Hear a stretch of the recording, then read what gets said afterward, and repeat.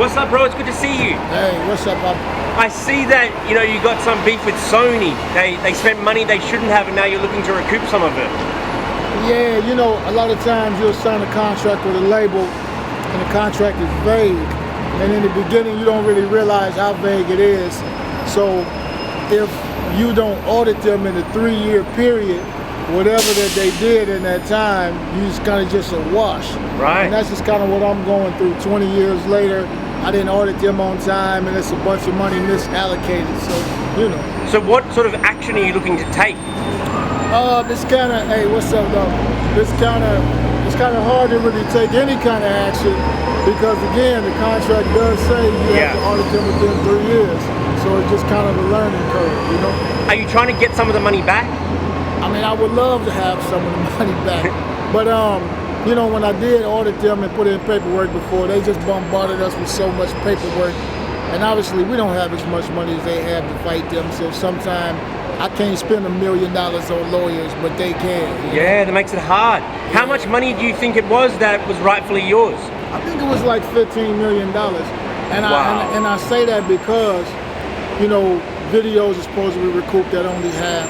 And also, if you cross-referencing money from other albums to go to my first album, I sold a couple million records on it, and I'm not even recouped on that album. For real? Yes, so That sucks. A lot of artists I hear are having kind of similar issues with their management or labels. Like Justin Bieber thinks a lot of stuff was spent, his money was spent on stuff that shouldn't have been. He wants some money back too. And he should be able to get it. But they got to do what I did. All of my stuff is now being released like Must Be Nice.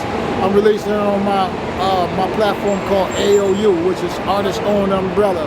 So every time you see that AOU step, fans know that money goes straight to the artist. It doesn't have anything to do with labels. And we just need to take control of our future by, making platforms that represent us better. It seems like what you're talking about is an increasingly popular thing that artists are kind of trying to release themselves. Right. It seems like the future labels may have less power. Yeah, that's shout out to Taylor Swift because she was really the first one who done it. But we just gotta learn and we just gotta move forward. It's an expensive lesson, but at least it's learned. But you credit Taylor Swift with starting this movement. Yes, I do. At least that's the first one that I really saw who did it herself, and that's what inspired me to release mine myself too. No way. That's fantastic, man.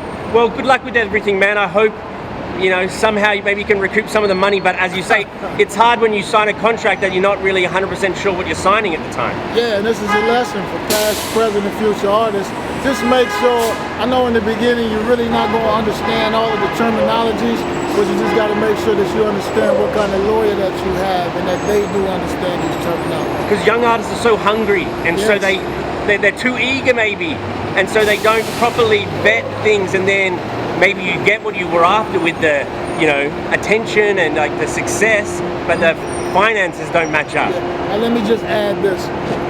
It's not necessarily just a total bad thing what happened, because I really believe in this business that somebody is going to use you, but you got to pick who uses you, and that is going to benefit you in the long term. Because with Sony, if I wouldn't have had that relationship to be used by Sony, I wouldn't be doing what I'm doing now. So it's kind of a give and take, and I'm okay with it. It's some give, but there's definitely some take still.